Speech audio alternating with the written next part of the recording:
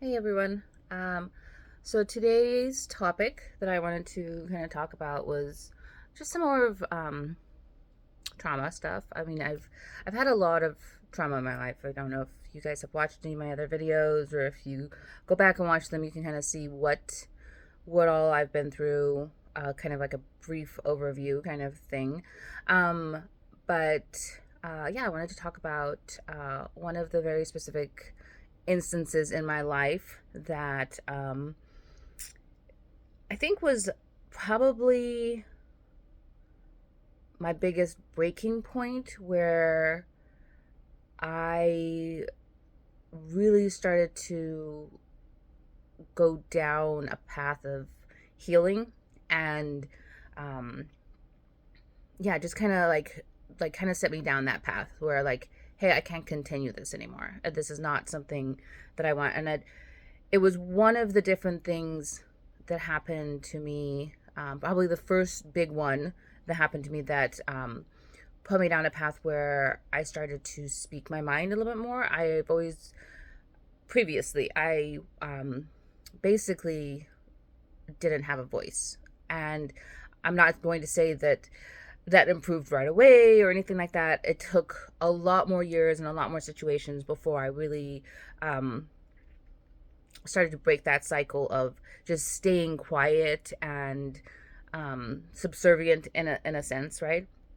And I mean, even to this day. So this was over 16 years ago now. This story that I'm about to tell you, um, and I'm still working on it. It's something I'm still doing, and yeah, it's still something that I practice. I'm trying to um, figure out exactly how to speak my mind and stand up for myself, essentially.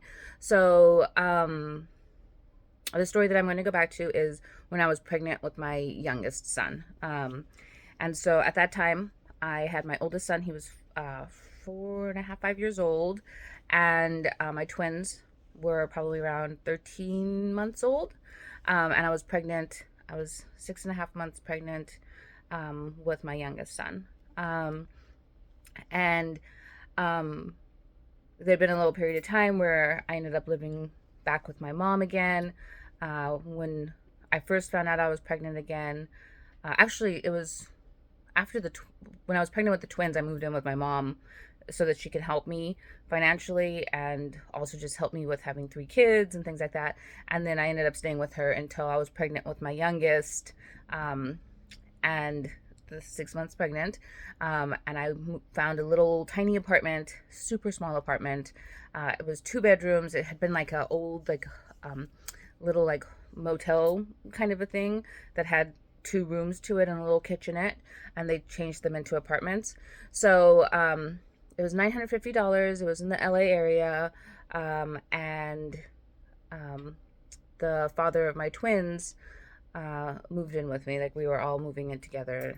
He finally got a job, and we were going to figure out how to make this work and everything. We had already been through a lot of rough stuff, but I was at a point where um, I wasn't sure how I was going to do it alone. You know, having twins and a 4 year old, and twin babies and a 4 year old, and then finding out I'm pregnant again 6 months after the twins were born. So, um, yeah, so I was I felt stuck, essentially, and that's something that I still deal with to this day. Is like that feeling of I'm stuck. I don't have an option. I'm just gonna make do with what my life situation is and kind of figure it out. And so I moved in with him, and it was moving day, and my brothers came to help me with the U-Haul, and my ex was supposed to come and meet us right after he got off of work and help us move everything in, because they helped move it out of the apartment I was living with my mom, put in the moving truck, and by that point we were supposed to be at the new apartment, and he was supposed to help us unload everything. So the time comes for him to show up. He doesn't show up. My brothers are helping me. They're kind of angry because they're like, "Where is this guy? He's such a loser." He was a loser. Um, and but I'm hearing it. You know, I'm getting the anger displaced onto me because that's my partner, and he's not doing what he promised he was going to do, which, surprise, surprise, he never did. Um, so they finished unloading everything, and he didn't bother showing up until like right when they were leaving, maybe right after they left. And I had called him a few times, like, "Hey, where are you? What are you doing?" No answer, no answer, which wasn't really that big of a surprise. He often just ignored me and disappeared and things like that. Like, I very rarely knew where he was, what he was doing, who he was with, anything like that. And he finally showed up at home, and he was pissed off at me because how dare I call him and ask where he is, and he didn't have to help me. And I said, this is our stuff. This people were helping us when they didn't have to help us. And I remember like I was a scared little girl in my head. I mean, I think I was 24 at the time. Um, but I felt like a little kid, like trying to speak up, you know. And I remember I didn't really say a whole lot. I just said that I was not happy about what happened, and I tried to explain it. And I was very gentle because I was such a scared little human that I didn't have like huge outbursts of anger. It usually ended up just being me crying, if anything. And so he was super pissed off, and I was like, I just need to take a shower. I'm hot, I'm sweaty. I've been moving things, pregnant, and I'm pretty sure it was May, June-ish. Um, and so it was hot, LA area, very hot day. And so I get in the shower. I'm trying not to cause an argument because I know it's going nowhere with him. At this point, we'd been together like a little over a year and a half, closer to the 2 year mark. And yeah, so I hop in the shower. I had put some plastic drawers into the bathroom, so the toilet was like right here, and then the bathtub was right in front of it, and then right here on this side, I put the plastic drawers because there was no cabinets of any kind in this bathroom. It was so tiny, that barely even fit in there, and they were like stacked on top of each other just to give us some places to put towels and things like that. And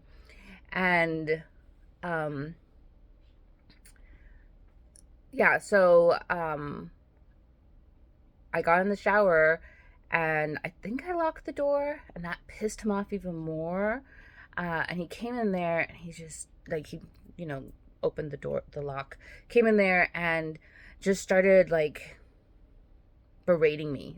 How else do you explain it? I don't know. Just it was he was going off on me, and um I couldn't even see him. The shower curtain was still closed, but he's just yelling and screaming and just throwing a huge fit. And he ended up throwing the plastic drawers, pushing them as hard as he could in towards the shower where I was. And I remember it hitting my stomach really hard. And that's kind of when I freaked out. I went off on him. I was like, get the fuck out of here. I don't even remember what I said exactly, but I remember freaking out on him. I was like, you just hit my stomach. You could kill the baby. And I'm just freaking out on him. And so he ends up leaving. And he had shown up home drunk, by the way. He had gone out with friends. He's like, I'm allowed to go out with my friends and drink if I want to. So he I didn't know when I first ended up with him, like an idiot. There's a whole long story I can go into how I met him and all of that, but I didn't really know very much about alcoholism, anything like that. It's not something that I had struggled with or really had experience with. And he also, I found out after I was pregnant that he was addicted to meth. And he also did whatever drug his little hands could get. So he was addicted to meth, whatever drugs, and alcohol. Meth and alcohol were his two big things, though. And so he had shown up home drunk, freaked out on me, shoved the drawers into my stomach because I said that I was unhappy that he didn't show up and that it wasn't cool, and I felt disrespected and my brothers felt disrespected. And then he left, and a couple hours later he shows back up even more drunk, and he's got a big 12-pack of alcohol, a beer of whatever sort, I don't remember what kind. And at that point I had already put the kids to bed.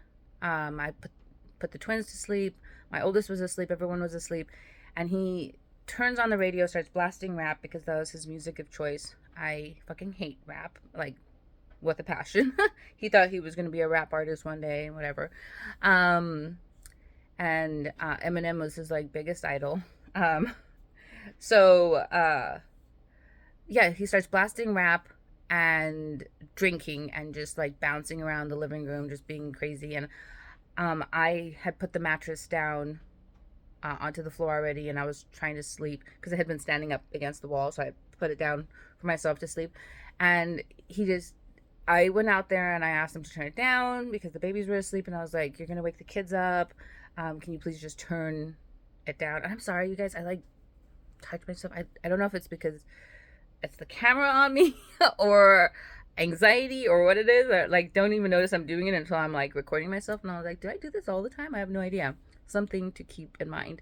um but yeah, so he got pissed off that I dared ask that to for him to turn the music down, and that just kind of like spiraled, and I did it nice. I'm telling you, like, I was not very confrontational at this point in my life whatsoever.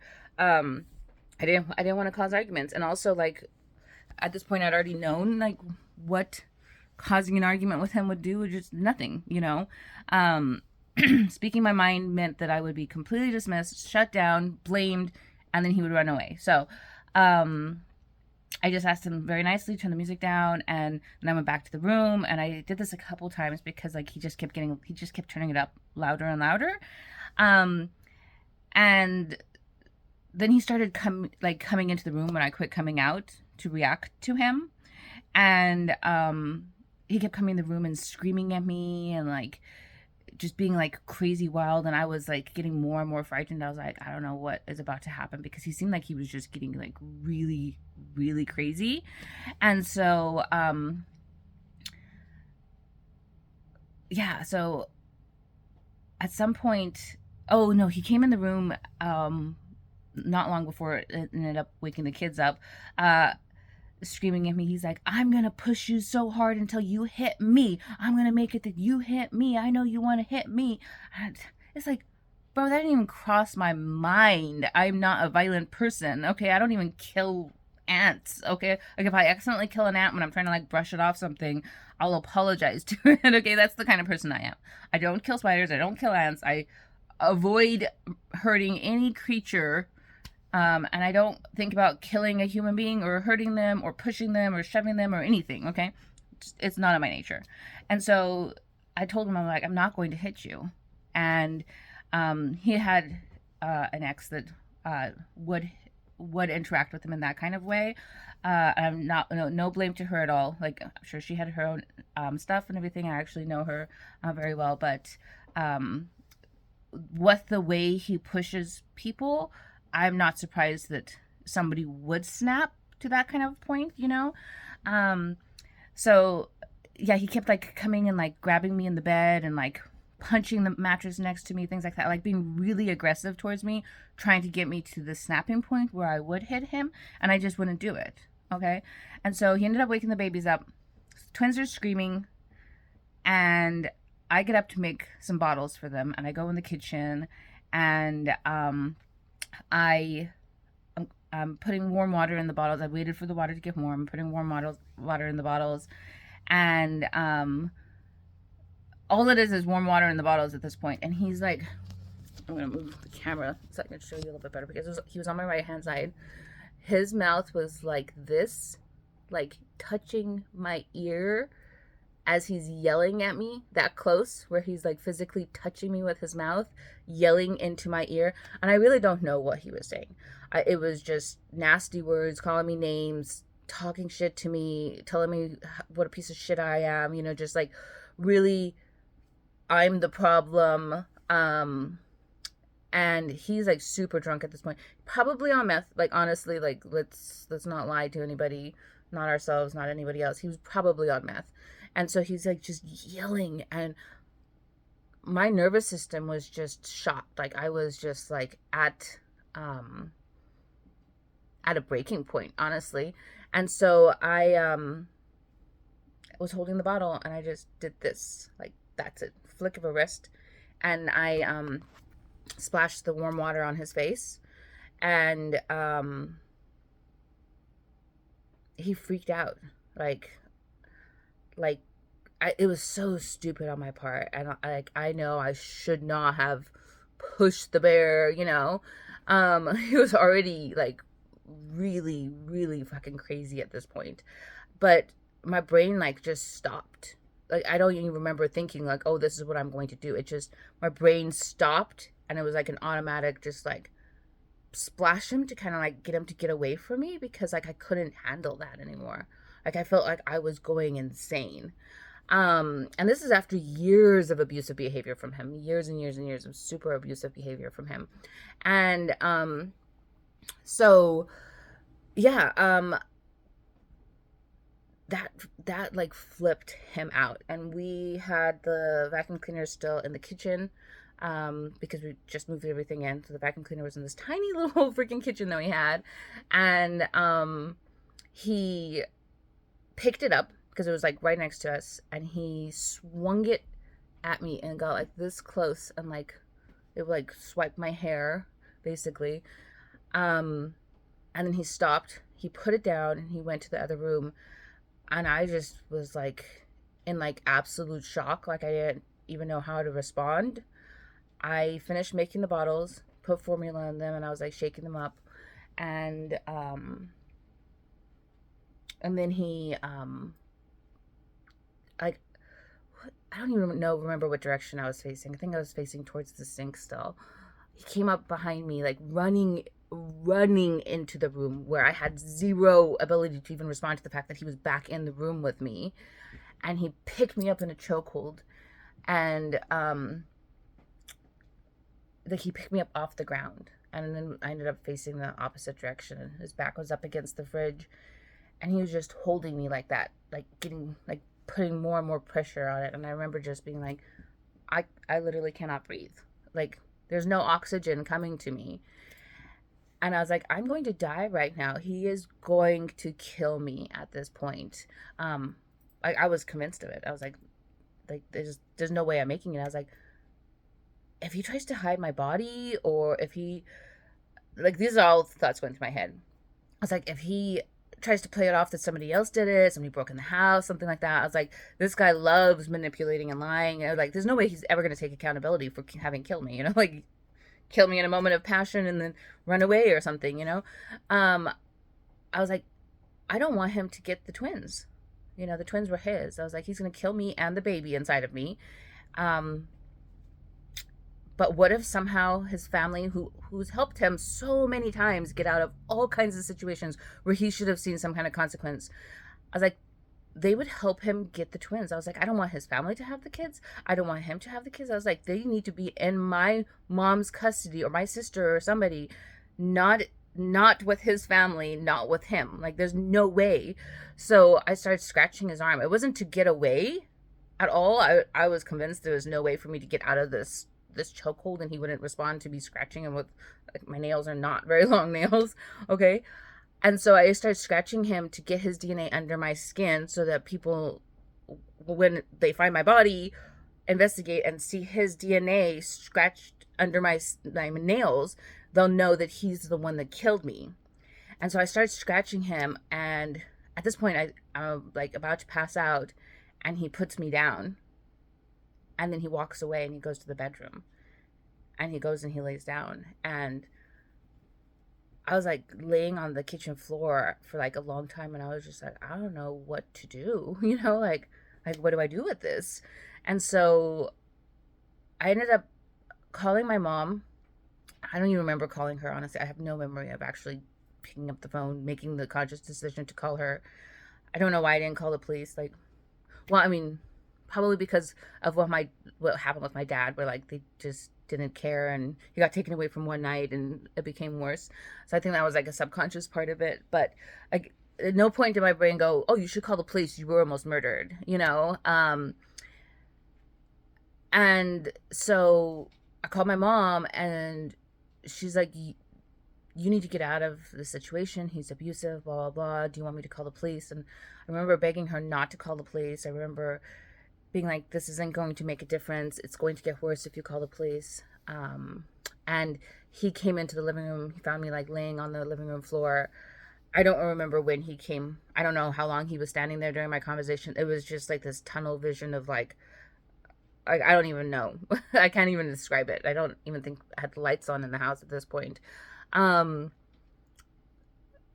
and he starts grabbing me and hugging me and, oh my god, I'm so sorry, blah blah blah, I didn't mean to do that, you just pushed me so hard, you shouldn't have splashed the water in my face.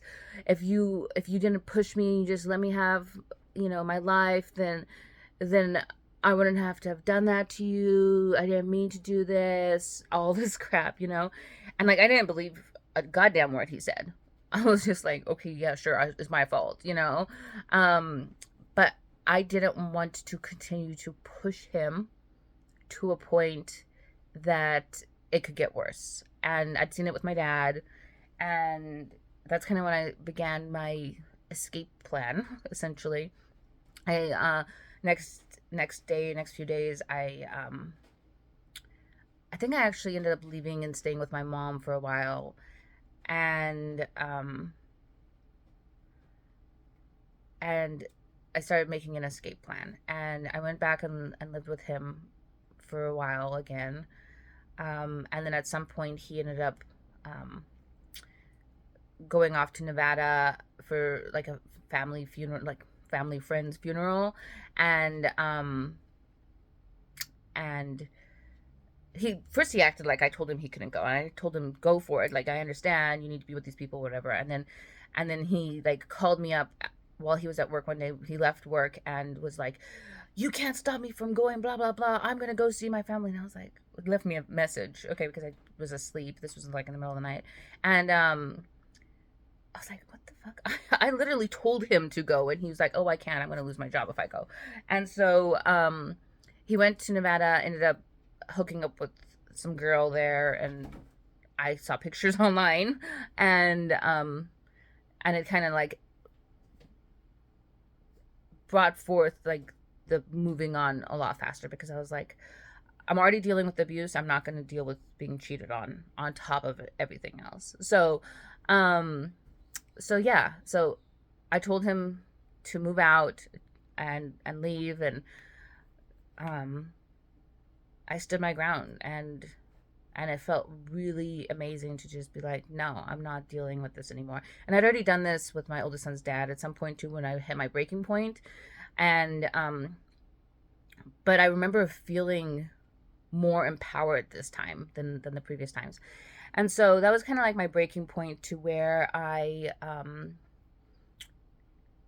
started to really realize I needed to make a big change with myself and my ability to stand up for myself. So um that was a long hard battle after that, okay, like there was a whole lot of stuff that happened after that. He was stalked me for a long time and made all kinds of threats to hurt me. His new girlfriend was making all kinds of threats to hurt me while I was pregnant and all this stuff. And then he showed up at the hospital the day after our son was born, and first he denied it was his child, and I was like, I've never cheated my entire life. um and then he was calling me babe and all this kind of stuff and trying to like get back with me. Like, he would constantly call me and be like, oh, I want to be with you, I love you, blah blah blah, and then be like, fuck you, you bitch, I'm with a wonderful woman now who loves me and lets me do what I want to do. And I was like, dude, stay with her.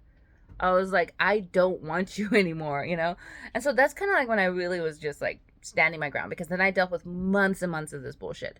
um so anyways, yeah, it led me to going on very slowly, a lot more abusive relationships, a lot more shitty. Not all of them were like crazy abusive, some of them were just like pretty shitty. Uh but I slowly learned to gain a voice, and I slowly learned to stand up for myself and speak up for myself, and it's something I'm still struggling with to this day. It's been a long battle. It's something that's not easy, and I want anybody who's in a situation like me to know that it's not easy. It's going to take a lot of work. And in the last 4 years or so, 4 or 5 years, I've really been digging deep into YouTube videos, books, things like that. I've got a whole ton of books. I've got like my shelf right here is full of books. Um, like down here as well. I've got more. Those are just some of them. And they're all self help. And I read them. I go through them. I do the workbooks. I watch YouTube videos continuously. Self help. Really teach myself to regulate my nervous system. Use breath work for that. And I was in therapy for like 4 years. I just got back into it again this last Tuesday, because I've definitely noticed there's like, I'm stuck at a certain level and I need help. So this lady's gonna actually do somatic work with me, which is gonna be awesome. But my message to people is that a being stuck with the abusive person is not worth it. Okay, it's just going to make you feel more stuck. Reach out to everybody you can think of, see if you can get help. Reach out to the state, see if you can get help. It was really incredibly difficult. I'm not going to say it's easy.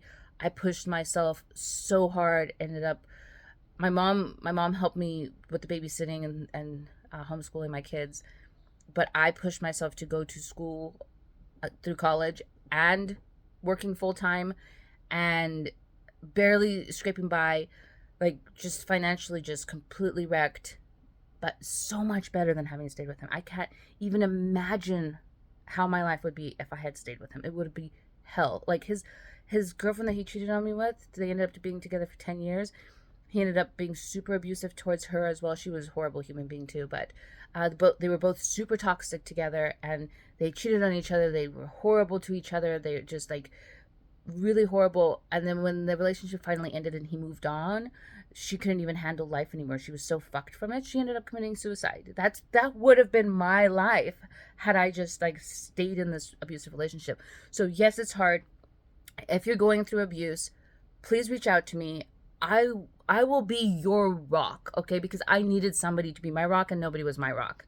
I've been my own rock through all of this, okay? I will be your rock if you're going through an abusive situation. So please, please, please, anybody listening to this who's gone through abuse, reach out to me. I was almost killed. I was able to get out of it. My children are happy, healthy, lovely, literally the most wonderful people I've ever met in my entire life.